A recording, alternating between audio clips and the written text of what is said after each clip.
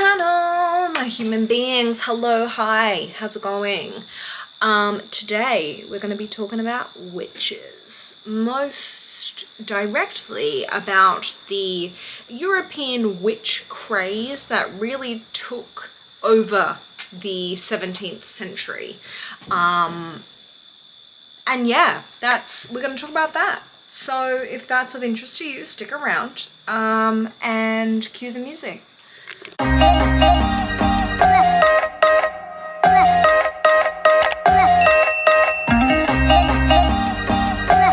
Before we get started today, I would like to thank the sponsor of this video, which is me. Yeah. Slowly, Tipsy. Basically I self-fund all these videos. I make them myself, I edit them myself, and thanks to my Patreons, I'm able to subscribe to literary journals that are required to make such videos.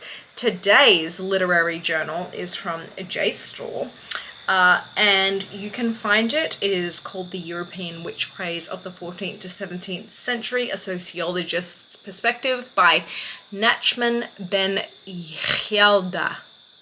Probably pronounced wrong. From the early decades of the 14th century, even up until 1650, so we're talking about, almost 300 years here, continental Europeans executed 200,000, on the lower estimates, up to 500,000 women, witches in their opinion. 85%, were women. A slim amount were men. I don't know if they called them witches or wizards. Would have to check that. And the persecutions which preceded them were determined in part by changed objectives of the Inquisition, which was taken part by it was done by the Catholic Church. Let's just put that out there. So why did this happen? Well, this is what we're going to aim to comprehend, as much as it's, in my opinion, not very logical.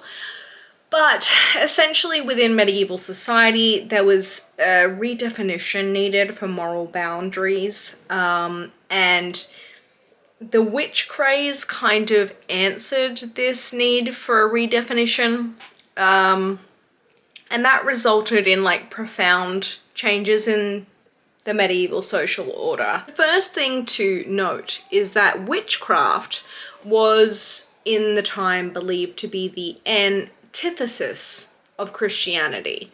And I think in the modern day and a lot of sects of Christianity, there are still remnants of this ideology.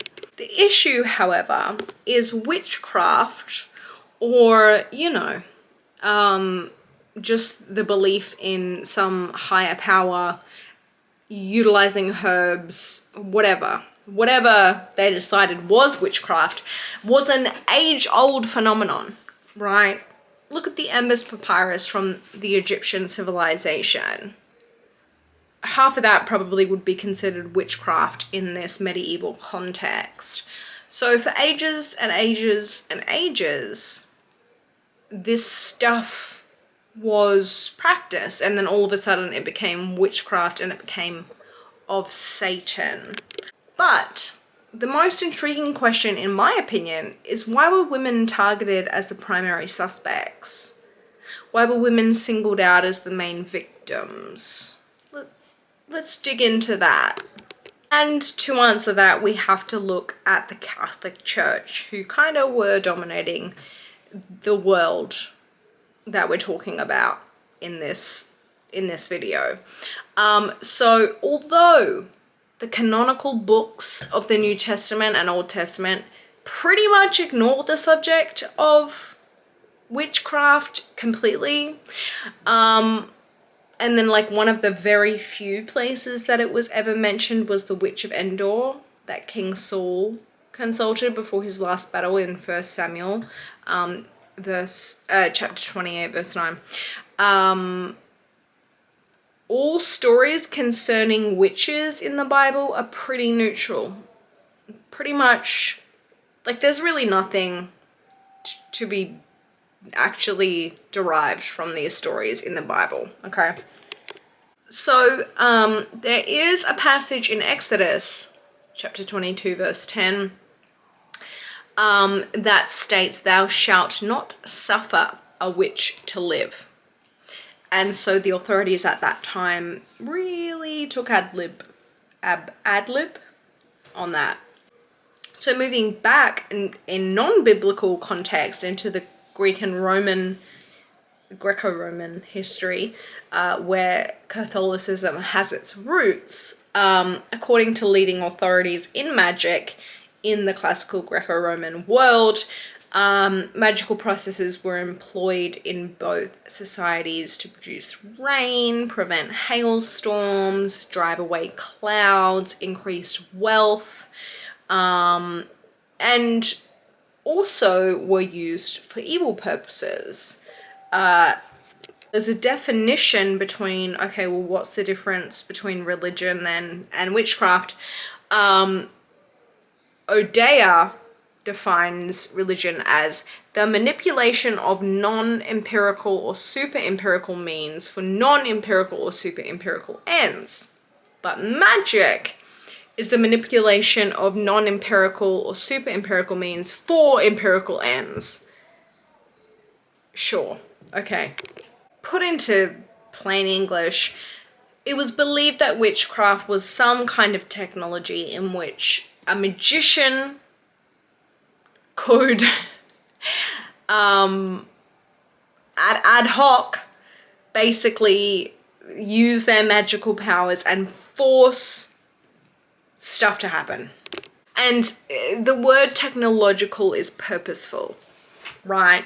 Because technology, we'll see in later years, kind of falls under this like witchery situation, which pushes science back an embarrassingly long stint of time. I think the dangerous part about witchcraft and its definition is that the specific goal was not really defined, right? Love potions, spells, magic in general was kind of like just whatever anyone thought at the time, which probably is why so many people died. Now, even though witchcraft in this view had both positive and negative connotations, in the European witch hunts of 14th to 17th centuries, witchcraft was transformed into this completely evil entity, which created problems, of course. Then there was the publication of Malleus Maleficarum, I believe that's how it's pronounced, essentially called The Witch's Hammer. This book was written in Latin by a German Catholic clergyman. His name was Henrik Kramer, and he essentially in 1486 made this book and a compendium of literature on demonology, and became the like leading expert, and this like Witch's Hammer became the leading book on which witches were trialed. Now, this book is horrific. Let's just start there. It basically elevated the art of sorcery, which by the way had been practiced for so many years, to heresy, and recommends that secular courts prosecute it as heresy. The Malleus suggests that torture was the most effective way to obtain confessions, and that the death penalty was the only certain remedy against the demonic evils of witchcraft. Basically, at the time of its publication, the most optimal way of death was being burnt alive at the stake. And heretics were also being burnt alive at the stake. And so the Malleus encouraged the exact same treatment for people that were witch. This book, this one little book, stayed around for yonks, for years. The book was literally used in royal courts during the Renaissance, and it contributed to increasingly brutal prosecution of people that were prosecuted of witchcraft during the 16th and 17th centuries. So this book has a lot of, yeah, responsibility on its shoulders. Just a little ad hoc detour. Before this was published, there was a canon in 900 CE that said that witchcraft and magic were delusions, and that those that believed in such things had been seduced by the devils in dreams and visions, you know. So it wasn't bizarre or anything that witchcraft was then demonized in such a way, but it's kind of like this slow increment up until you know, the Malleus Maleficarum came out. Now also back in 900 CE, supernatural intervention kind of was accepted, but at the same time later on, the very same evidence would be used during witch trials, which is very odd. Now, in an element of the doctrine, demons can be, what's the word? Cast out by sacramental exorcisms. And the Malleus had a lot of different methods in which these devils could be removed from people that had been affected by witchcraft. So anyway, heading back to sort of like 14th to 17th century, basically a witch wanting to create these results in another person made her Satan's puppet in regards to the hammer, the witch's hammer.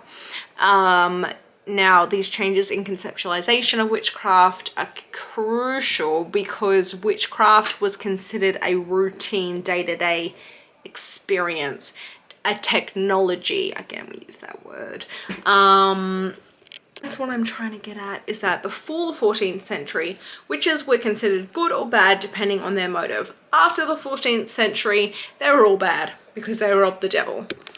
So when this like shift happened, it gave reason for all these people to essentially be murdered. Now, not all areas of Europe were as bad as each other. So the worst witch hunts occurred in Germany, Switzerland, and France. And all the other areas that were targeted were seemingly less intense. People are most familiar most of the time with the Salem witch trials, which just were not as intense as these other areas of Europe. They just, not as many people died. So all of these, like this perfect storm came together, and then we had a pope that Pope John the XXII, I don't even know. He was a fervent believer in the reality of magic, which doesn't help anyone. And he basically encouraged inquisitors to persecute relentlessly any sorcerer, magician, heretic, witchcraft practicer that they just, you know, on a whim of the thought decided was guilty of this. I'll read you a quote from this particular pope. So he basically reinforced this fear of witchcraft, and then in 1326 he issued the Super Ilias Specula, which authorized the full use of inquisitorial procedure against witches, and he stated, "Some people Christian in name only. have forsaken the first light and truth to ally themselves with death and traffic of hell. They sacrifice to and adore devils. They make or obtain figurines, rings, vials, mirrors, by which they command demons, asking their aid, and giving themselves the most shameful subjections for the most shameful of ends. Drama. So the idea of this whole like witchcraft situation basically took place, like especially in France, right? The witch craze continued to gain momentum, and basically in the 1490s, the hunts were being conducted in full fervor. They were accelerated by the publication of The Witch's Hammer, but they were already underway. European witchcraft was conceived of as a virulent and dangerous blend of sorcery and heresy. Basically anything that aimed negative supernatural effects for rituals. Now, this is, I can't not laugh. An element they believed in was the pact with the devil of the witches. Basically a Sabbath, or like a mass, I guess, in the form of black, or inverted as such. And the main feature being that an orgy would be had with the devil and the witch. And at this point, new witches would be initiated. And the ceremony allegedly included denying salvation, kissing the devil's butt, his posterior, spitting on the Bible, having promiscuous sexual orgies, feasting on roasted or boiled unbaptized children's flesh, and exhumed corpses, and making the holy sacrament of baptism, cursing the cross, and other weird ass shit that they made up. Basically, they were trying to make witches seem as cooked as frickin' possible. Basically, this shit fight put a very negative view on people that, I don't know, practice witchcraft. And that's when things started to go bad and 500,000 people died. Enter the theory of the succubus or the incubus. So, in opposition to the idea of the holy birth of Jesus, the Dominicans tell us of a perverse and barren intercourse between the devil and the witch. Basically, the devil appears as either an attractive supersexual female, the succubus, or a supersexual male, the incubus, and would become a human male or human female. And on the Sabbath, when people went to church, they said that the witches went and kissed toads, had cats, dogs, you know, symbols and objects that mocked the Sabbath. A huge comparison was when the holy people went to go and have sacrament or the Eucharist. They were tasting Christ's flesh, but when the witches went to their devil church, they would have the flesh of unbaptized babies. Because that makes so much sense. Now, the mass killing of 500,000 people is hard to comprehend, and for some scholars, they actually deal with this information from a medical point of view, that people literally were having hallucinations at this point in history, experiencing effects of certain chemicals, highly hallucinogenic ingredients present in ointments and things like that. Psychological approaches focus on either the witches presenting psychiatric symptoms, you know, like schizophrenia or whatnot, and then people trying to interpret that and therefore just go, she's a witch. Then there are another group of scholars which talk about the witch hunts as just another minority group persecution, in which the witches were used as scapegoats for political, social, and economic failings, essentially, by the church, by the leaders at the time, and they basically just blamed everything on witches existing. To swallow about the whole witch craze thing is that in the beginning they targeted single old women, but by the end someone could just say, I think she's a witch, and basically even if she was married with children, the woman would be put before trial, and the trial was impossible to win, I suppose.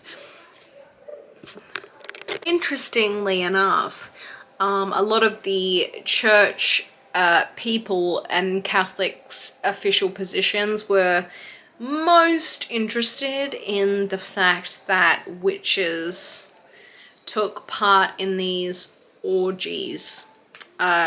Big focus of theirs. Potentially explains a lot.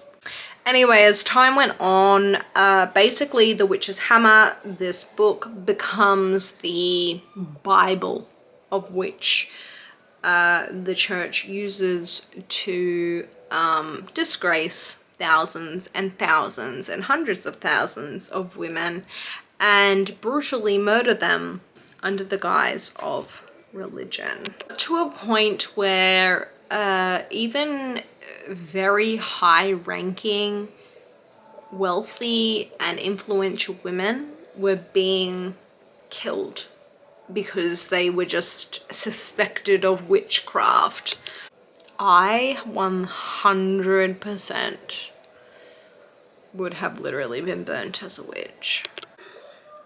I need a drink to continue this video. Just a moment.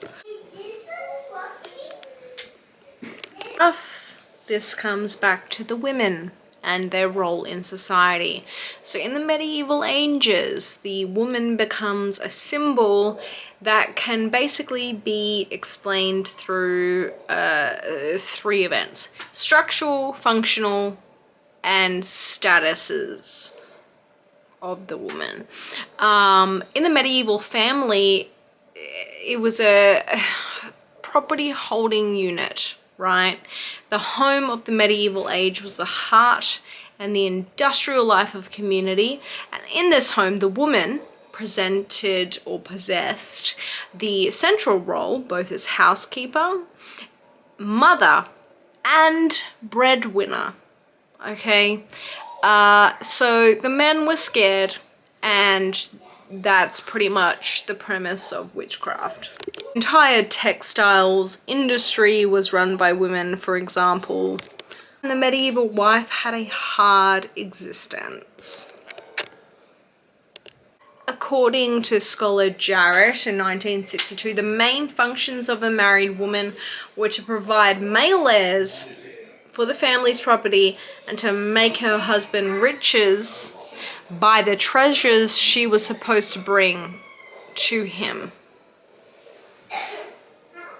Uselessness creates idle minds, creates ridiculous rhetoric. Now obviously women revolted against this rhetoric, and so in the 15th century there were huge changes in the woman's role as mothers. There was also a widely used spread of contraception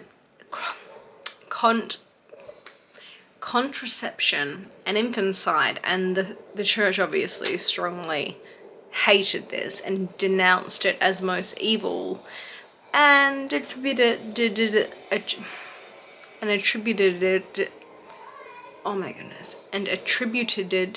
it as witchcraft. Infanticide or contraception was therefore the most common social crime imputed by witches and demonologists. Really sad part about this is that breastfeeding at this point in history was really the only way to successfully keep a infant alive. Now, if you've never breastfed a child, it's not easy. And so if a child died due to malnutrition, due to difficulties with breastfeeding, the woman was then trialed as a witch. And, you know, because of her inability to breastfeed successfully, she was then burnt at the stake. Obviously, in higher income earning households, wet nurses were able to be employed, but they weren't cheap. Wet nurses were the highest tier of help that you could really have. Despite the 500,000 women, mostly, that were murdered for literally no reason at all, the really sad part about this, if the murders weren't sad enough, is that the figures of the scientific revolution were denied complete, I don't know, existence. And women alike that were trying to forward the scientific method were called heretics and either killed or placed in jail for the entirety of their lives. So, to conclude, why were women the major target of witchcraft and the craze? Well, the analysis done by many scholars shows that because the woman essentially ran and fed the households, she was obviously the nature of target because the men were bored as Anyway, I hope this slightly tipsy video taught you something. It made me furious. Tune in next time. I would love it if you could subscribe to the channel. That would really mean a lot to me. And leave a comment below what you'd like to learn about next, and we'll do it. I have my scholarly subscriptions, so I can access any academic articles that you would enjoy to know about. Lots of love. Bye.